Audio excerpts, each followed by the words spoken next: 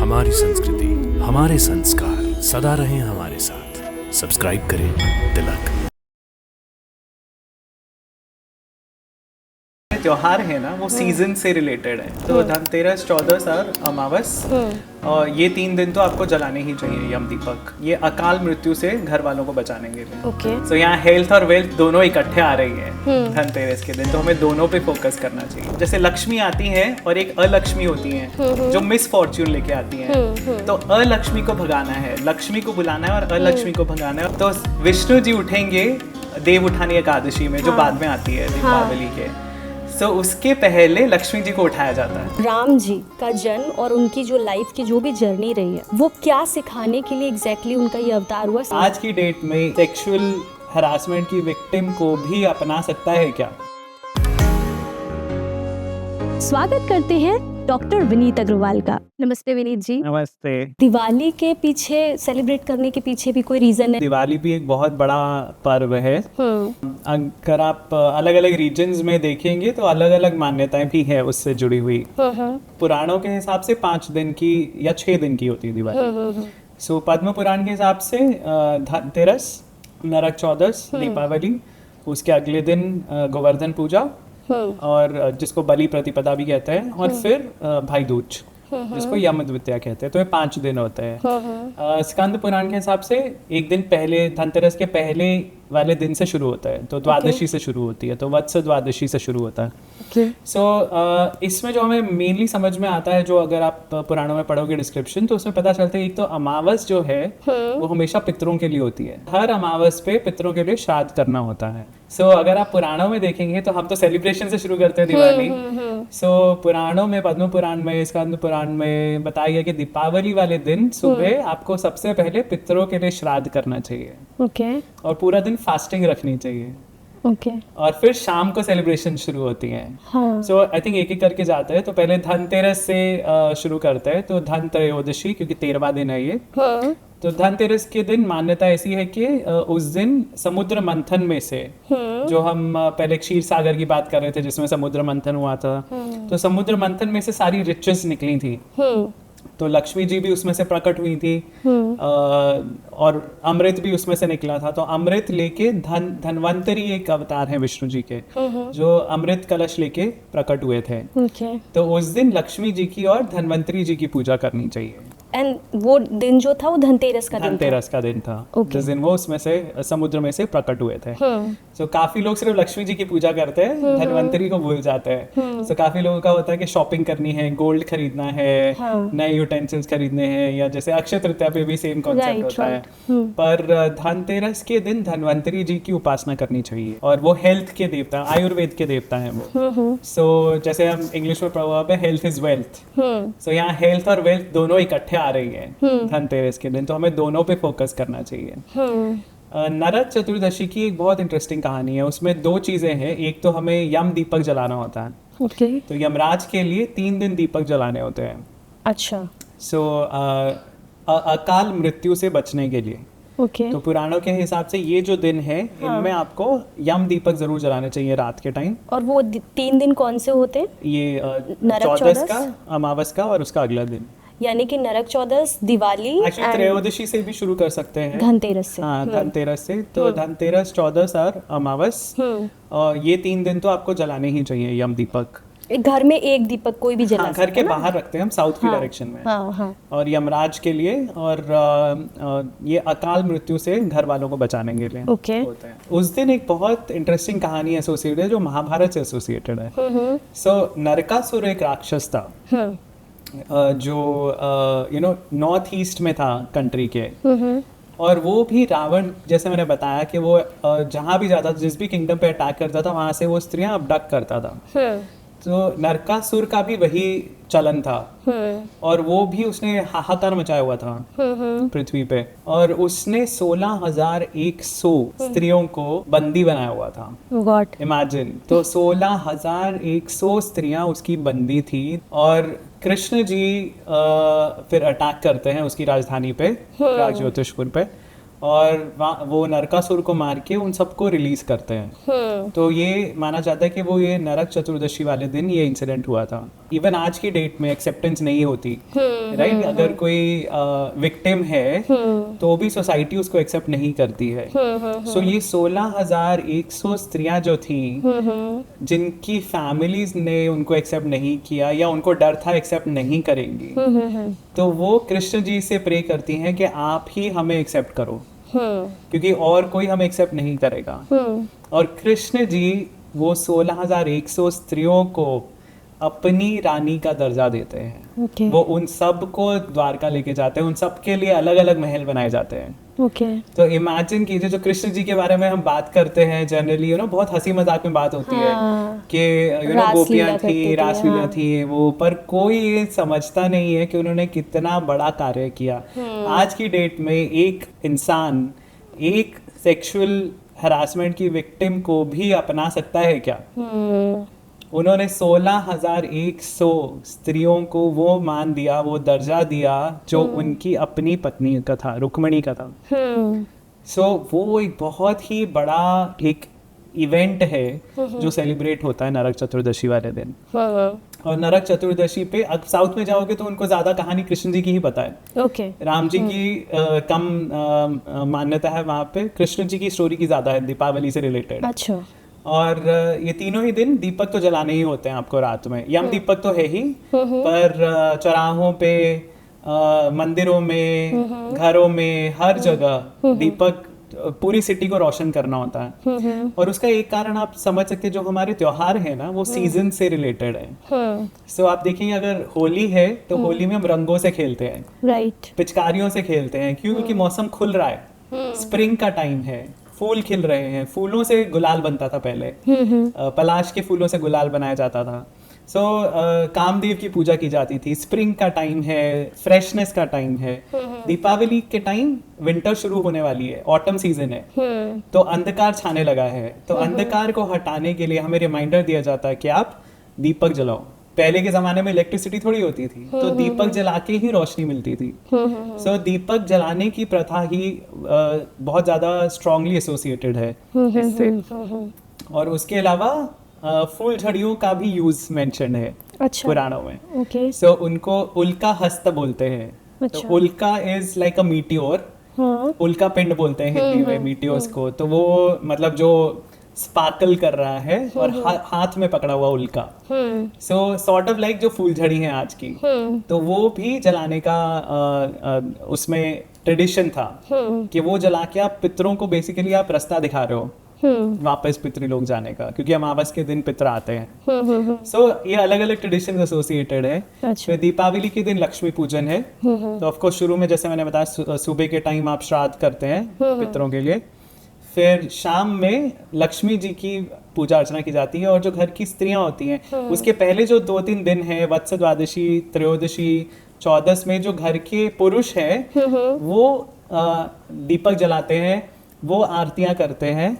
In fact घर के सारे मेंबर्स की आरती उतारते हैं वो। अच्छा। घर के पशुओं की पूजा होती है, जो घर के बड़े बूढ़े हैं माता की पूजा होती है, घर की स्त्रियों की पूजा होती है as a gratitude. As a gratitude. और ये दीपावली वाले दिन, दीपावली अमावस वाले दिन जो घर की स्त्रियां हैं वो लक्ष्मी जी की पूजा करती हैं सबसे पहले। ऐसा माना जाता है चातुर्मास में विष्णु जी योग निद्रा में है, राइट? तो विष्णु जी के साथ साथ लक्ष्मी जी भी योग निद्रा में है। अच्छा। तो विष्णु जी उठेंगे देव उठानी एकादशी में, जो बाद में आती है दीपावली के। सो उसके पहले लक्ष्मी जी को उठाया जाता है। ओके। तो घर की स्त्रियां जो है वो लक्ष्मी जी की पूजा करके उनके लिए एक स्पेशल मिठाई बनती है जो मेंशन्ड है पुराणों में। दूध, जायफल, शक्कर, लौंग, इलायची, कर्पूर, ये सब उबाल के मतलब उसके लड्डू बनाए जाते हैं एक खीर की फॉर्म में। हाँ, पर उसके लड्डू बनाए जाते हैं। तो उसको काट के और उसके लड्डू बनाए जाते हैं जो लक्ष्मी जी को ऑफर किए जाते हैं। कमल के फूल उनको चढ़ाए जाते हैं पूजा अर्चना में। और फिर सारी फैमिली ज्वाइन होती है उस पूजा में।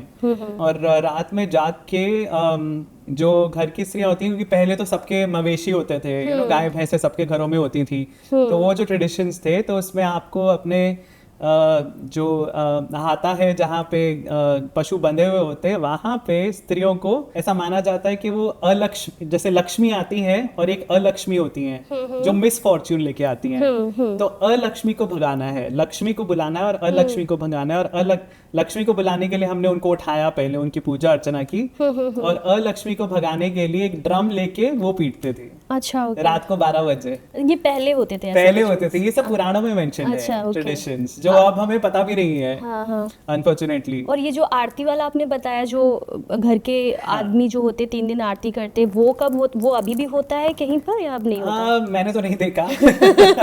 Obviously, मैं वही सोच रही लेकिन ये पुराणों में जो मेंशन है ट्रेडिशन जो हमें फॉलो हाँ। करने चाहिए। उसके बाद जो अगला दिन है बलि प्रतिपदा का, वो एसोसिएटेड है बलि महाराज से। अच्छा, जो वामन अवतार में हाँ। विष्णु जी ने उनको सबड्यू करके, जो बलि महाराज थे वो दैत्य थे, एक हाँ। असुर थे, और उन्होंने इंद्र को हरा के स्वर्ग पे कब्जा कर लिया था। तो विष्णु जी ने उनसे वापस लिया स्वर्ग वामन अवतार में, पर वो उनसे इतने प्रसन्न थे, उन्होंने वरदान दिया बलि को कि अगले मनवंतर में, जैसा मैंने कहा हर मनवंतर में चेंज होते हैं लीडर्स, तो अगले मनवंतर में बलि महाराज इंद्र बनेंगे। तो ये एक पहला इंसिडेंट होगा जब एक असुर इंद्र की पोजीशन पे आएगा, नाउ जब भी नेक्स्ट आएगा मनवंतर मनवंतर में। और उस दिन मतलब बलि ने वरदान मांगा था कि एक दिन, कम से कम एक दिन साल में मुझे वापस आने की अनुमति हो मेरे किंगडम में।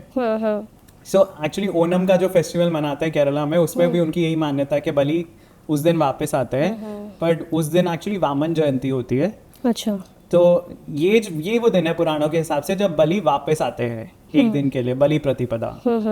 तो उस दिन सुबह गोवर्धन पूजा होती है, जिसमें हम एनवायरनमेंट की पूजा कर रहे हैं, अपने एनवायरनमेंट को थैंक्स गिविंग कर रहे हैं, प्रकृति की पूजा, प्रकृति की पूजा कर रहे हैं। जो पहाड़ हैं, पेड़ हैं, जिनके कारण हम बचे हुए, हमारा इकोसिस्टम है, तो उसकी हम वैल्यू कर रहे हैं। और रात में फिर बलि महाराज की और उनके एसोसिएट्स की रंगोलियां बनाई जाती है। अच्छा, हाँ, okay. और उनकी पूजा की जाती थी। ये कहाँ पर होता है अभी भी? अब अभी नहीं तो होता पता है, नहीं कहाँ अब होता कहीं है, होता पर है। पुराणों में ये कहा अच्छा। गया है करने के लिए Okay. बलि प्रतिपदा। और उस दिन एक्चुअली आफ्टरनून में बहुत सारे कॉन्टेस्ट होते थे। राजा को ऐसा कहा गया है सबको नए कपड़े बांटने का, जो नए गिफ्ट्स का, नए कपड़े पहनने का जो ट्रेडिशन है दिवाली पे, वो वहाँ उस ट्रेडिशन से आ रहा है कि बलि प्रतिपदा में, क्योंकि एक नई शुरुआत हुई है, बलि वापस आता है। और Bali was a very benevolent king.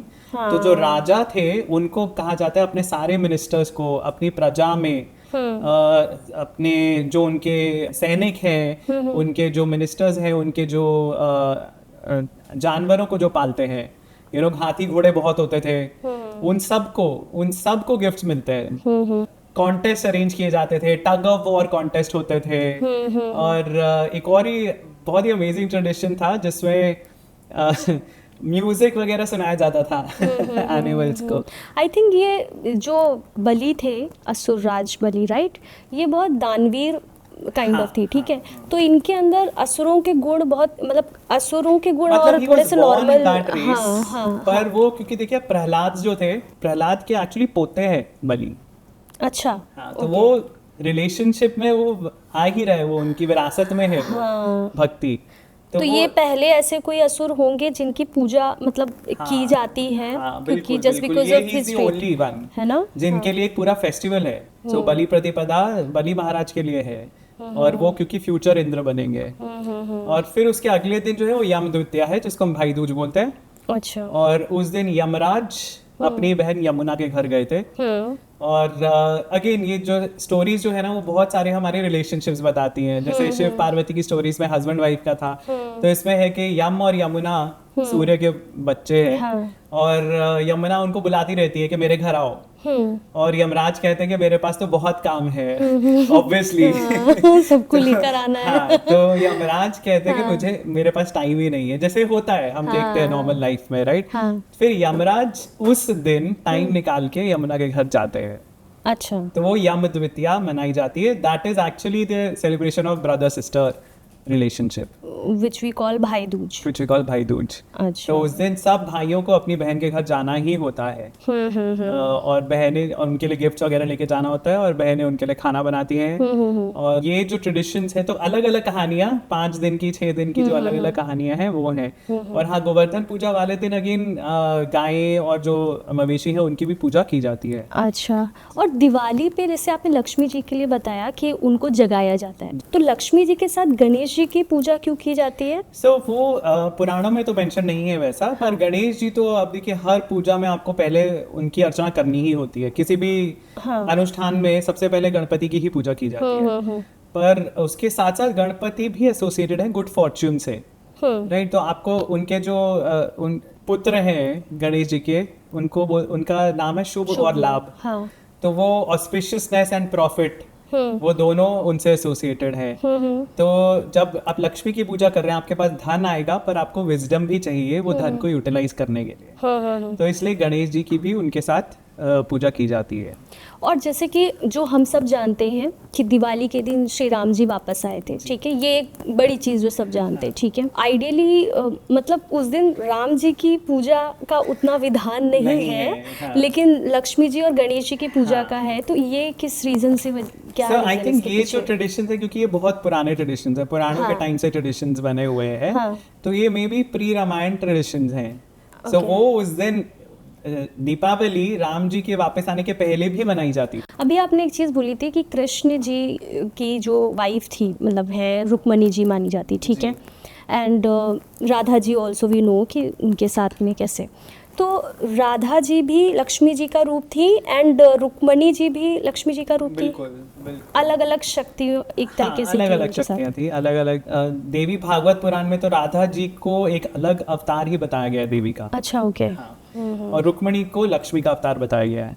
तो राधा और कृष्ण एक अलग ही लेवल का वो है कनेक्शन। अच्छा, ओके। सो अलग अलग कहानियों में अलग अलग तरह बताया गया, पर सेम ही शक्ति के अंश है।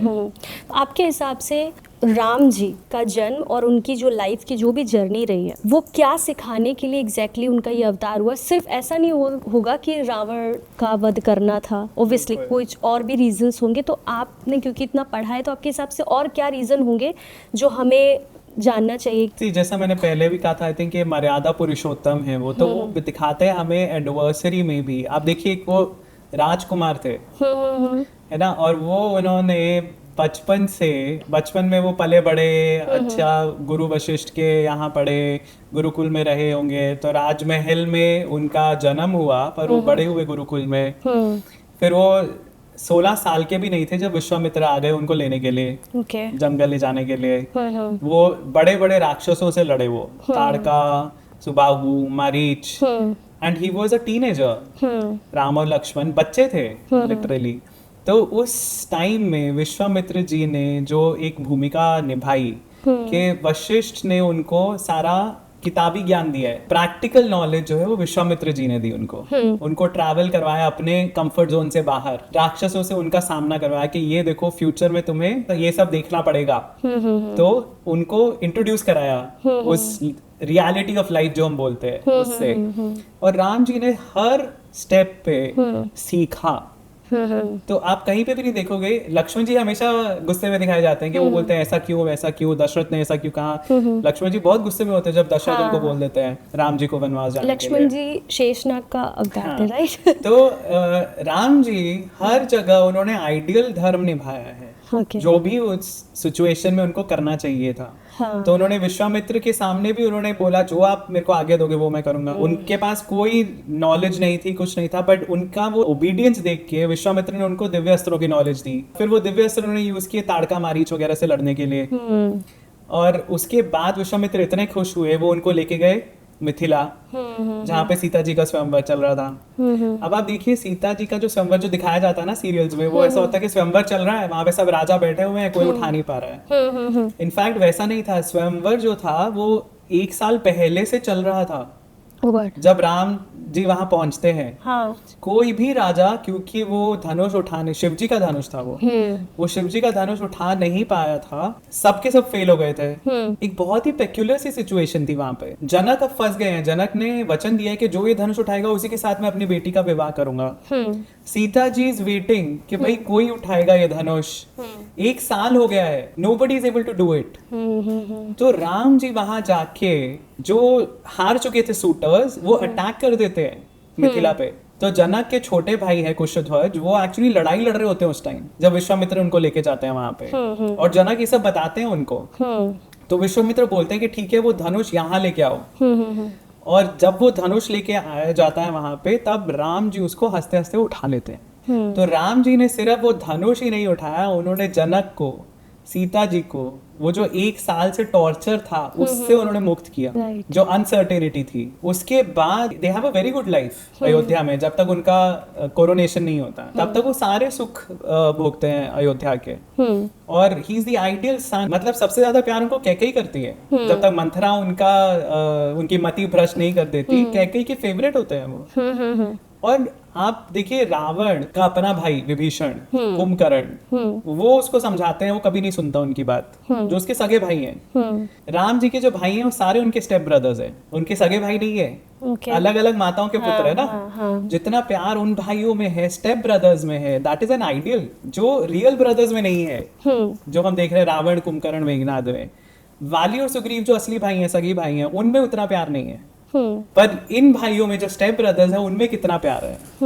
वहीं से बचपन से ही उन्होंने जो दिखाना शुरू किया था कि आइडियल सिचुएशन कैसी होनी चाहिए। आपको एक भाई के रूप में, दोस्त के रूप में, आपको एक पुत्र के रूप में, आपके पिता ने आपको आज्ञा दी है, तो किसी भी तरह की आज्ञा हो आपको माननी है। और उसके बाद जब वो वन में चले जाते हैं, भरत जब उनको बुलाने आते हैं, वो बोलते हैं कि हमारे पिता की मृत्यु हो गई है।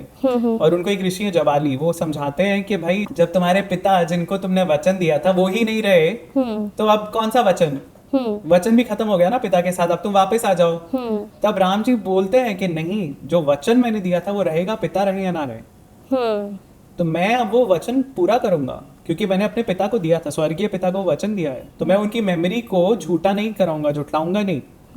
ये मैं पूरा करूंगा अपना, जो मेरा प्राण है। और पूरे टाइम वो फॉलो करते हैं कंप्लीटली कि भाई तुम्हें किसी शहर में कदम नहीं रखना है, तुम्हें जंगलों में ही रहना। वो पूरा टाइम जंगलों में ही रहते, किसी शहर में एंटर नहीं करते। लंका के अंदर भी वो एंटर नहीं करते। लंका में भी बाहर से ही सारी लड़ाई होती है। और उसके बाद जो काफी कंट्रोवर्शियल जो सिचुएशंस आती है ना, लोगों को लगता है कि सीता जी को क्यों त्याग किया या उनकी अग्नि परीक्षा क्यों की, वो भी बहुत ज्यादा गलत तरीके से बताई गई है। क्योंकि अगर आप वाल्मीकि रामायण पढ़ेंगे तो राम जी अब विश्वास नहीं कर सकते कि कोई इंसान इतना ओपन माइंडेड हो सकता है कि वो जब सीता जी को लेके आया जाता है उनके सामने, तब वो सीता जी को ऑप्शन देते हैं। वो बोलते हैं कि मैं तुम्हारा पति हूँ, ये मेरा कर्तव्य था तुम्हें छुड़ाना, लेकिन अब तुम्हारी क्या इच्छा है? अगर तुम चाहती हो यही रहना तो तुम यहाँ रह सकती हो, अगर तुम्हें कहीं और जाना है तो तुम जा सकती हो, अगर तुम्हें अयोध्या आना है तो तुम आ सकती हो। वो ऑप्शंस देते हैं सीता को, पर ऑफकोर्स वो थोड़ा रूडली बोलते हैं, क्योंकि वो सारे जो उनके साथ आए हैं लोग, उनको दिखाना चाहते हैं कि सीता कितनी पवित्र है। और सीता जी बुरा मानती है कि आपने ऐसा सोचा भी कैसे कि मैं आपके साथ नहीं जाऊंगी। और वो लक्ष्मण को ऑर्डर करती है कि मेरे लिए चिता तैयार करो।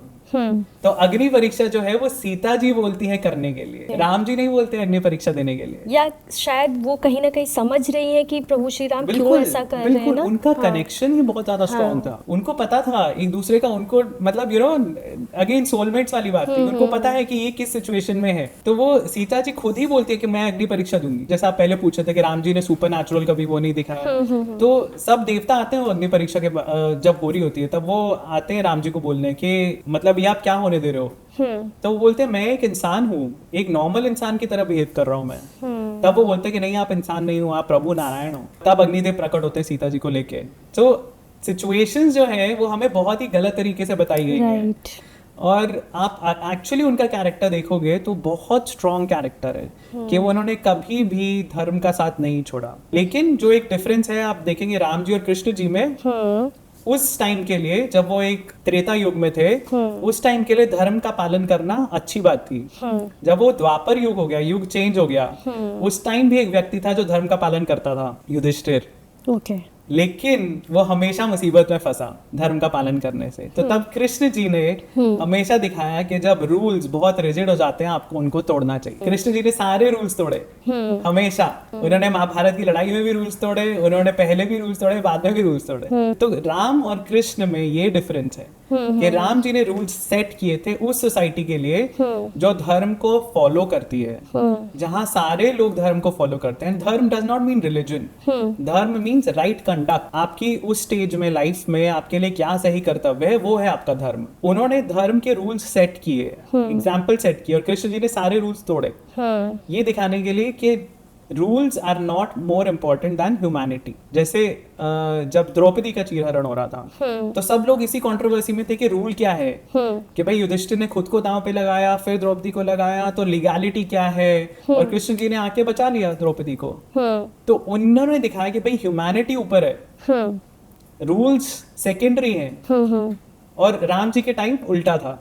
राइट। सो सोसाइटी आपके अराउंड कैसी है, उस हिसाब से आपको बिहेव करना है। वो भी हमें ये अलग अलग अवतार बताते। क्योंकि शायद कृष्ण जी को ये भी पता था कि आने वाला समय कलयुग ऐसा होने वाला है, इस वजह से बिल्कुल इस चीज को सिखाने के लिए उन्होंने सारी लीलाएं रची। राइट। अच्छा, राम जी के जो आराध्य हैं भगवान शिव, उनका जो रूप है, जो निराकार रूप, जो शिवलिंग है, वही फॉर्म क्यों शिव जी का पूजा जाता है, या फिर ये कह लीजिए कि भगवान शिव ने वही फॉर्म क्यों चुना एज अ शिवलिंग जो हम देखते हैं? शिवलिंग एग्जैक्टली है क्या? जी, बहुत लोगों को ये गलत फहमी होती है कि शिवलिंग एक्चुअली है क्या, और काफी लोग अलग अलग उसके तात्पर्य निकालते हैं। शिव पुराण के हिसाब से जो शिवलिंग है, देखिए लिंग क्या होता है, एक चिन्ह है। अगर आप संस्कृत में या हिंदी में आप पढ़ोगे पुल्लिंग और स्त्रीलिंग, राइट, तो जो मार्कर है कि ये वर्ड्स मैस्कुलिन है, उसको हम पुल्लिंग बोलते हैं। स्त्रीलिंग के ये फेमिनिन वर्ड्स हैं। सो लिंग इज अ चिन्ह, इज अ मार्क। और शिव पुराण के हिसाब से जो स्टोरी है उसमें, जैसे हमने शुरू में बात की थी कि अलग अलग कल्पों में अलग अलग भगवान के फॉर्म सुप्रीम थे। तो शिव पुराण के हिसाब से एक जो वो दिन था जिस दिन शिव पुराण की कहानियां हुई है, तो उस दिन में ब्रह्मा और विष्णु जी के बीच में एक डिबेट हो रहा था कि उनमें से कौन पहले प्रकट हुआ। अब ब्रह्मा जी ऑफ कोर्स विष्णु जी के नेवल से जो कमल निकलता है उसमें से निकलते हैं, पर वो मानने से इनकार कर देते हैं कि वो बोलते हैं मैं ही क्रिएटर हूँ, मैंने ही सारी दुनिया बनाई है, मैं सुप्रीम हुआ। सो उस डिबेट में उन दोनों के बीच में सडनली एक पिलर ऑफ फायर निकलता है। सो एक आग का स्तंभ है, और वो जो एनर्जी का स्तंभ है ना, वो ऊपर की तरफ शूट कर रहा है। सो ऑब्वियसली इसकी जो शेप है वो ऐसी है, okay, right. So that's a pillar of fire जो ऊपर की तरफ शूट करता जा रहा है। और वो दोनों देख के हैरान हो जाते हैं कि सडनली ये कहाँ से आया पिलर। फिर विष्णु जी वराह का रूप लेके उसका नीचे का छोर ढूंढने निकलते हैं, और ब्रह्मा जी एक हंस का रूप लेके उसका ऊपर का छोर ढूंढने निकलते हैं। तो उन दोनों को ही छोर मिलते नहीं है। और फिर उस स्तंभ में से, जो अग्नि स्तंभ है, उसमें से शिव जी प्रकट होते हैं, और वो बोलते हैं कि ये मैं हूँ, मैंने ही तुम्हें बनाया है। क्योंकि उस दिन के लिए शिव जी ही सुप्रीम नीटी थे। सो वो जो शिवलिंग है वो अग्नि स्तंभ का प्रतीक है, भगवान शिव का। और भगवान शिव के कई रूप है, मल्टीपल रूप है उनके। उसमें से जो निराकार रूप है वो है शिवलिंग। और भगवान की उपासना के लिए जो बताया जाता है शिव पुराण में, तो उनकी इस फॉर्म में उपासना ही उनको ज्यादा प्रिय है। क्योंकि जैसा मैंने शुरू में भी कहा था कि एक पर ब्रह्म है, अलग अलग वो फॉर्म्स लेते हैं हमारी अंडरस्टैंडिंग के लिए। देखिए, एक इंसान के लिए एक एब्स्ट्रैक्ट कॉन्सेप्ट से कनेक्ट करना बहुत मुश्किल होता है। क्या हम सोचें कि एक एनर्जी बीम है या एक ज्योति पुंज है जो भगवान है, तो आप उससे कनेक्ट नहीं कर पाते हो उस तरह से। अगर आप कंपेयर करो कि आप एक भगवान की फॉर्म ले रहे हो कि एक शिवजी हैं, उनके गले में सर्प है, उनके मस्तक पे चंद्रमा है, उनके हाथ में त्रिशूल है, एक हाथ में डमरू है, तो आप यू कैन इमेजिन कि एक फॉर्म है और आप कनेक्शन इजी हो जाता है। किसी भी कॉन्सेप्ट को समझने के लिए अगर एक इमेज हो तो वो आपके लिए इजी बनाती है। तो भगवान से कनेक्ट करने के लिए हम अलग अलग फॉर्म्स जो है उनकी भी पूजा कर सकते हैं, या आप इस निराकार जो रूप है उनका, जो शिवलिंग है, उसकी भी उपासना कर सकते हैं। तो भगवान एक जब वो स्वरूप लेते हैं तो उसमें भी आप उनकी पूजा कर सकते हैं और अरूप में भी उनकी पूजा कर सकते हो, और यही उसका पर्पस है, यही उसका सिग्निफिकेंस है। तो इसलिए हम, क्योंकि वो अग्नि स्तंभ है, उस पर जल चढ़ाया जाता है उनको शांत रखने के लिए, उनमें कूलिंग जो चीजें होती हैं वो चढ़ाई जाती हैं। और जैसे हनुमान जी को भगवान शिव का अंश माना जाता है, ठीक है, तो शिव जी की एक फॉर्म है पंचमुखी शिव और हनुमान जी की भी एक फॉर्म है पंचमुखी हनुमान जी। तो क्या ये दोनों आपस में कनेक्टेड हैं या फिर नहीं? एक्चुअली कनेक्टेड नहीं है। शिव जी तो, जैसे मैंने कहा, शिव जी के भी अलग अलग रूप हैं। तो एक तो उनका निराकार फॉर्म, उनका जो शिवलिंग है, जो अग्नि स्तंभ है, और उसके अलावा उनका एक रूप है जिसको हम बोलते हैं सदाशिव। और सदाशिव में उनके 5 मुख होते हैं। पंचमुखी जो शिव है वो सदाशिव रूप है उनका, जिसमें शिव जी इनकॉर्पोरेट करते हैं ब्रह्मा और विष्णु को भी। तो उनके जो मुख है वो अलग अलग चीजें दिखाते हैं। उसमें 3 रूप शिव जी के हैं, और 2 रूप ब्रह्मा और विष्णु जी के इनकॉर्पोरेटेड है उसमें। सो वो क्रिएशन, डिस्ट्रक्शन, वो दोनों एस्पेक्ट्स भी शिव जी के अंदर ही आ जाते हैं इसमें। इनफैक्ट अगर आप एलिफेंटा केव्स जाएंगे जो मुंबई के पास में है, वहां पे जो मेन मूर्ति है त्रिमूर्ति की है। तो काफी लोगों को वो लगता है कि ये ब्रह्मा शिव जी और विष्णु जी की डिपिक्शन है, पर वो एक्चुअली शिव जी का ही डिपिक्शन है, जिसमें उनके 3 चेहरे दिखाई देते हैं और 2 पीछे की तरफ है। तो वो पंचमुखी जो शिव है वो सदा शिव का डिपिक्शन है, जो उनका सबसे सुप्रीम फॉर्म है। और फिर सदा शिव के अलग फॉर्म्स है जिसमें रुद्र अवतार आते हैं, और रुद्र अवतारों में से 11 रुद्रों में से एक है शिव, जो कैलाश पे रहते हैं, जो कैलाशपति शिव है। और पंचमुखी जो हनुमान है वो एक अलग स्टोरी से रिलेटेड है, जिसमें वो अहिरावण की कहानी है, पर वो वाल्मीकि रामायण में नहीं है। कहा जाता है कि अहिरावण एक कजिन था रावण का, और वो पाताल में रहता था, और वो राम जी और लक्ष्मण जी को अबडक्ट करके ले जाता है वहाँ। तो उनको छुड़ाने के लिए हनुमान जी को 5 अलग अलग चिराग जो थे, लैंप्स जो थे, उनको बुझाना था। तो वो साइमल्टेनियसली 5 फेसेस से वो बुझाते हैं, वो साथ में बुझेंगे तभी वो अहिरावण की मृत्यु होगी। श्रीमद् भगवत गीता, ठीक है, एक लाइफ बुक कही जाती है, जिसपे आज हम लोग जो भी अपने जीवन जी रहे हैं, कहीं ना कहीं उससे एक सीखते हैं बहुत कुछ, ठीक है। तो मैं चाहती हूँ कि आपको अगर उसका कोई भी एक श्लोक आप बताएं और उसको हमारी आज की लाइफ से रिलेट करके एक मैसेज दे सके। बहुत सारे श्लोक हैं भगवत गीता के, तो मेरे भी फेवरेट्स बहुत सारे हैं, बट एक जो हमेशा जो मैं अपने ध्यान में रखने की कोशिश करता हूँ, जो हमें बताता है कि आपकी ये जो लाइफ है ना, this is just an impermanent phase. एक फेज है आपकी जर्नी का। आपकी जो सोल की जर्नी है वो बहुत लंबी है। ये जो एक लाइफ है ये एक पड़ाव है बस इसमें, कि नैनम छिन्दन्ति शस्त्राणि न अन्नम दहति पावकः न चैनम क्लेद्यन्ति आपो न शोषयति मारुतः। ये सोल जो है आपकी, उसको ना अस्त्र काट सकते हैं, ना अग्नि झुलसा सकती है, ना वायु सुखा सकती है, ना पानी उसको गीला कर सकता है। फिजिकल फॉर्म अपनी समझ रहे हो कि ये मैं हूँ, ये आप हो ही नहीं। ये सिर्फ एक टेम्परेरी कवरिंग है जो आपकी सोल ने पहनी हुई है। जैसे एक इंसान, और दूसरा एक श्लोक वैसे ही है ना कि वासांसी जीर्णानि यथा विहाय नवानि गृह्णाति नरोपराणि। मतलब जिस तरह एक इंसान पुराने कपड़े उतार के नए कपड़े पहन लेता है, उसी तरह जो हमारी आत्मा है वो एक शरीर छोड़ के दूसरा शरीर ग्रहण कर लेती है। तो वो आई थिंक मुझे हमेशा याद दिलाता है कि ये जो इस लाइफ की ट्रबल्स हैं, हर एक के लाइफ में कुछ ना कुछ डिफिकल्टीज आती हैं, राइट, अप्स एंड डाउन्स आते हैं, तो ये बहुत टेम्परेरी हैं। और ये इस बॉडी से रिलेटेड है, सोल से रिलेटेड नहीं है। जैसे ही आपकी बॉडी खत्म हुई, सोल कोई और बॉडी में चली जाएगी, नई लाइफ आपकी शुरू हो जाएगी। ये सारी ट्रबल्स आपकी वही रह जाएंगी। सो आई थिंक वो आज की सोसाइटी में जहाँ हम बहुत टेंस रहते हैं, बहुत स्ट्रेस में रहते हैं, आप सुनते हैं स्टूडेंट्स ने सुसाइड किया। आई थिंक बहुत सारी सिचुएशन ऐसी हमारी लाइफ में आती हैं जिसमें हम बहुत ओवरवेल्म हो जाते हैं, और भगवत गीता आपको ये बताती है कि ये तो टेम्परेरी चीजें हैं, फेजेस हैं। और ये in the larger scheme of things कुछ भी नहीं है। राइट। तो आपको उसको अपने ऊपर हावी नहीं होने देना है।